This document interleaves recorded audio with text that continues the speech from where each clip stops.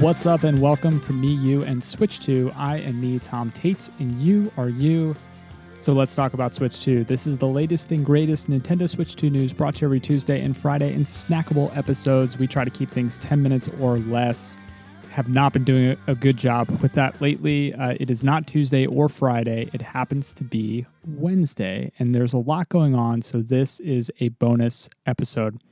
It is Wednesday, March 4th. Yesterday, we covered every Switch 2 game releasing in March 2026, and that content is already stale content because yesterday we had an indie showcase direct and quite a few games were released the day of and will possibly release this month. So let's dive into that. Let's go through kind of what announcements we heard at the indie direct.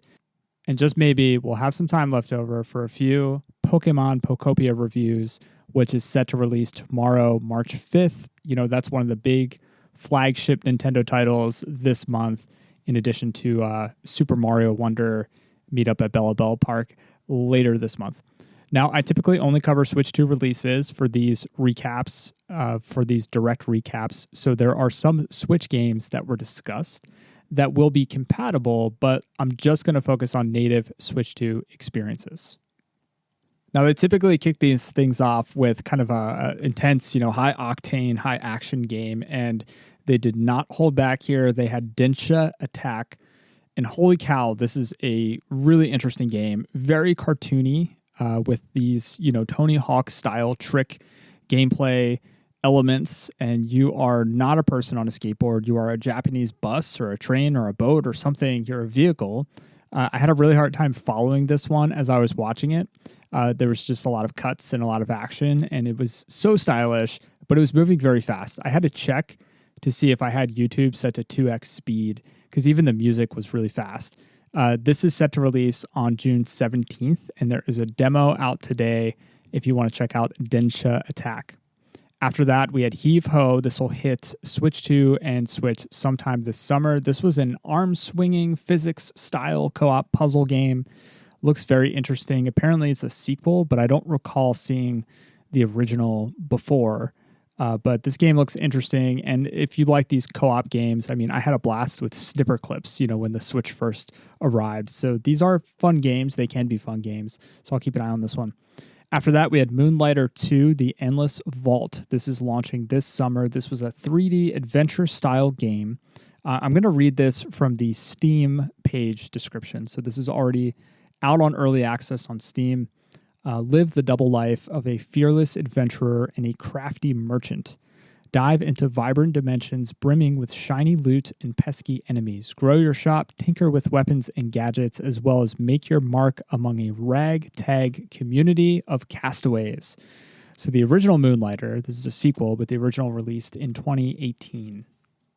So Woodo is a game that is launching this summer on Switch 2. I loved the look of this game. It's Woodo, W-O-O-D-O.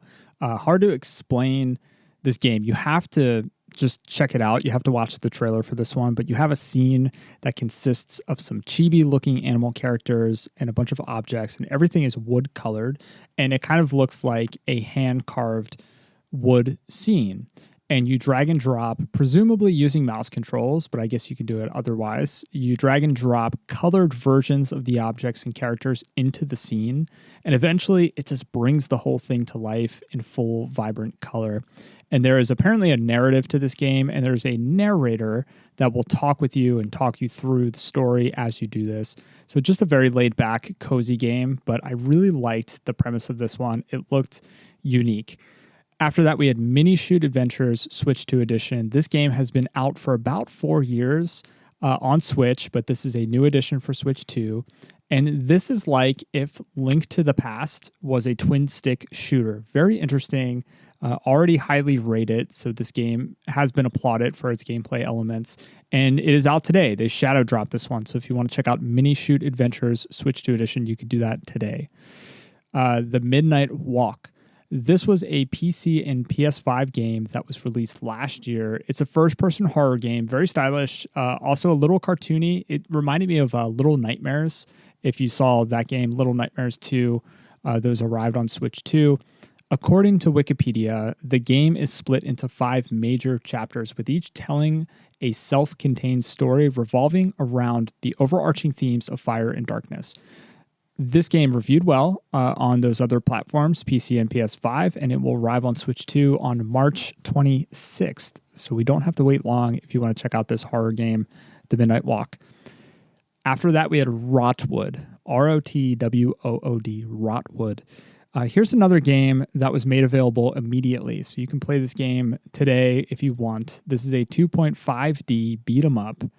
The art style was very reminiscent of a puzzle game, kind of a cartoony puzzle game that I played called Grindstone.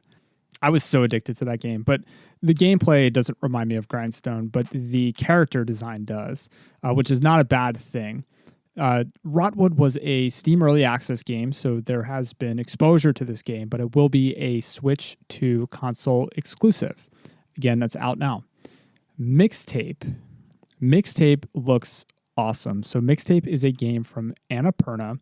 Very, very stylistic. This is kind of a teenage coming-of-age story with some paranormal activity going on. I really can't follow it too much. I know there's been other reveals and other trailers, and I'm sure there's enough about the story, but I've just been kind of keeping far enough distance so that when I do play this game, I'm going in relatively blind. But this is from the developer of The Artful Escape, which is a game that I didn't play, but I had on my list. This will release on May 7th, and obviously music is a big component of this game. It will feature actual artists, like actual bands that we know, like Devo, Smashing Pumpkins, Iggy Pop, Joy Division. They were all revealed, to be featured in this game. After that, we had Blighted Switch 2 Edition. This is from the developer of Guacamelee. This is an isometric Diablo-like or Path of Exile style game. Just kind of that hack and slash action RPG style. Cool art style. This will hit Switch 2 sometime in the fall. Then we had Dead Zone Rogue. This game was revealed by the developers as a bit of a mix between a roguelite and a first-person shooter and a sci-fi narrative. Apparently, it supports mouse controls. It releases later this month on March 17th, so we'll hear about this game sooner rather than later. Then there was a montage. Listen, these directs, there is always the montage, and I'm not going to go too deep into each of these games, but this one featured Unrailed 2, back on track for Switch and Switch 2. Inconbini, One Store, Many Stories for Switch and Switch 2. Outbound, and Ratatan. I'll also shout out the game Tome 2. This is landing on Switch 1, but not Switch 2 this summer. I loved the first Tome. Very, very cool game. And finally, Blueprints. So Blueprints is a very unique puzzle game that was highly, highly regarded last year. I remember podcasts that I listened to, a lot of the podcasters rated it as their top, 5 games of the year. It was announced and released yesterday. So it was shadow dropped. This is pretty awesome. Very high on my two playlist. I'm definitely going to play it on Switch 2. I was going to play it on Steam Deck eventually. But it's only $19.79. It's on sale until March 12th. I will probably be picking it up. I don't know how quickly I'll get to it because after that, it'll go back up to $30. But yeah, I'm going to scoop this. And honestly, that's it for the Indie Showcase. I think it was really highlighted by Blueprints. That final shadow drop, that last reveal is a bit of a big deal. So you had 2 minutes of Blueprints and 16 minutes of other stuff. Some of it was awesome. It depends on what you're into. But personally, I'm starting to feel like all indie games are blending together with only a few exceptions. Even the ones that look and feel unique, ultimately, they feel like they have a gimmick that is either like an artifact from a retro game or borrowed from something that was popular like 6 months ago. So nothing really, really excited me here. But I encourage you to check this out yourself and see what stands out. Okay, listen, at 9 minutes and 30 seconds, I'm making the executive decision to not go into the Pokemon Pokopia reviews. I'm going to leave this as just the Indie Showcase recap, and then on Friday, we will get into the reviews. It's not much, and then hopefully there's not a ridiculous amount of news we also have to cover at the same time. But I'm trying to keep these episodes as close to 10 minutes as possible. I really value your time, and I appreciate your time and your attention. So we're going to stop it here.